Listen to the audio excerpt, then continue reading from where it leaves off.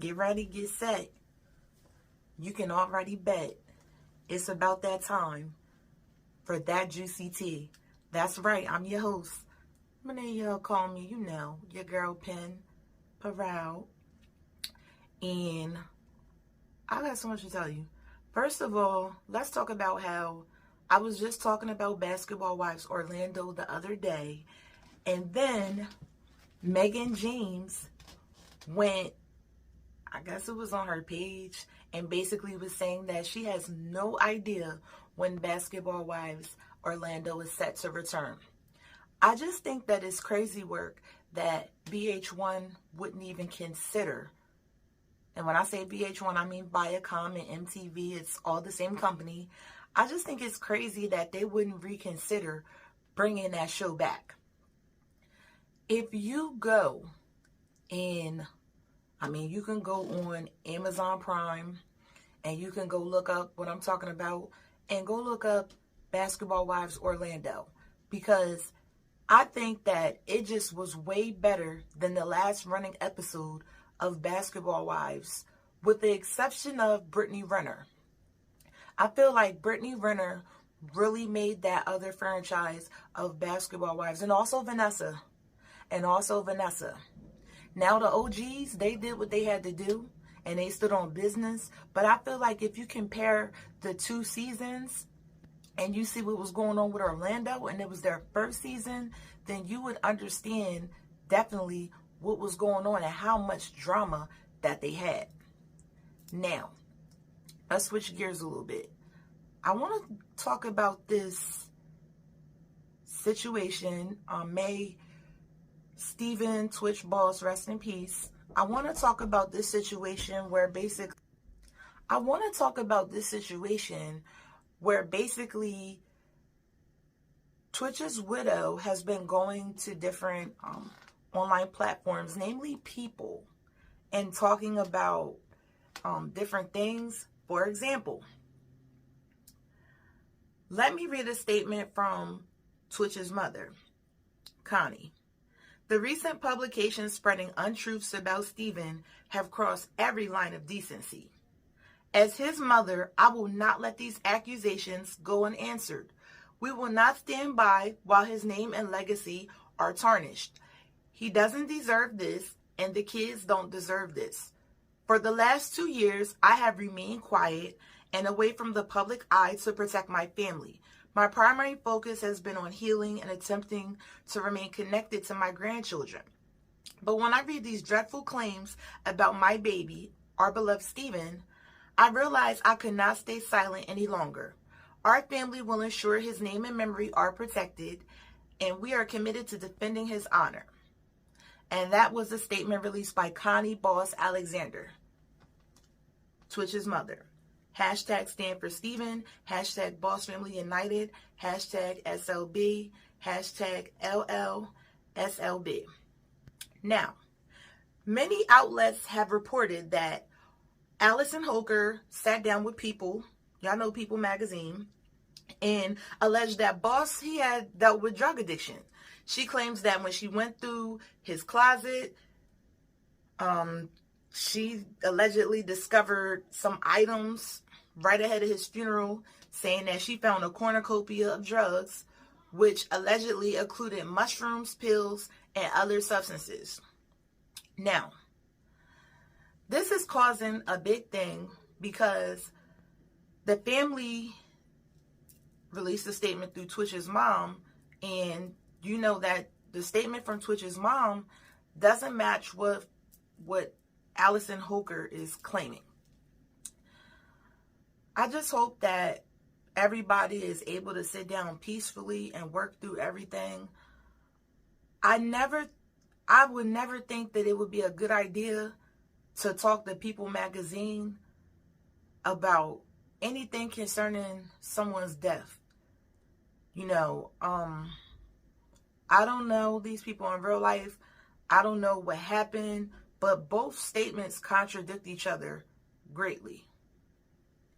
They both contradict each other. So I just would think, out of decency and respect, that one would not go talk to a media outlet right after someone passed away. That's never a good idea, regardless of who you're talking about in terms of which public figure it is. You know, I just think it's just a matter of respect. Even if a person is not a public figure, why would you go to a media outlet to discuss something as sensitive as death? Now, if it's something to where there was some kind of car crash and you were there and you were involved and the media has it all wrong and you feel like you want to set the record or something with setting the record, I could understand. But something as sensitive as this gentleman just passed away, my goodness, and already you're talking to People magazine.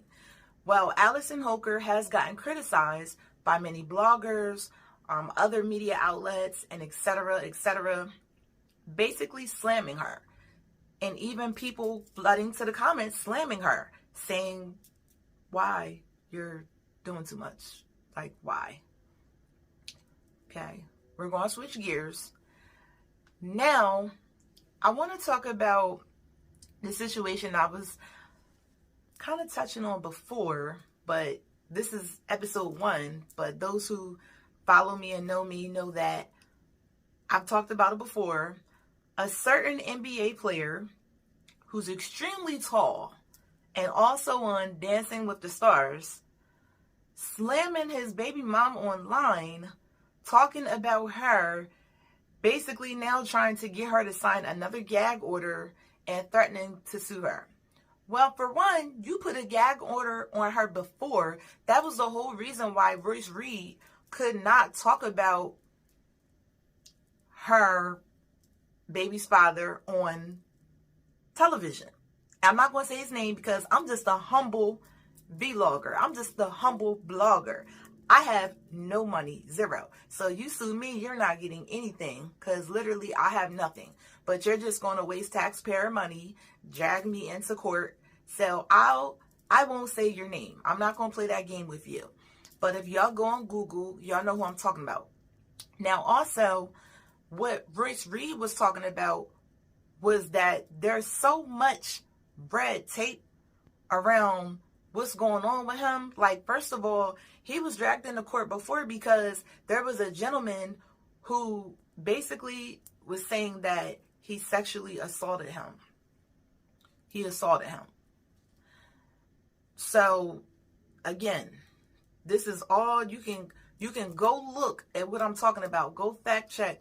Go check what I'm talking about because it was a mess and there was someone named Miss Kitty involved. It's a whole circus. But go look up what I'm talking about. But anyway, now he's trying to put a gag order on Royce and say, no, I don't want you to say my name again. Stop talking. Well, you told her to stop talking before, but this time, the first time, it did work because you were able to drag her into court, get her to agree to it. I'm sure that there were things in it for her.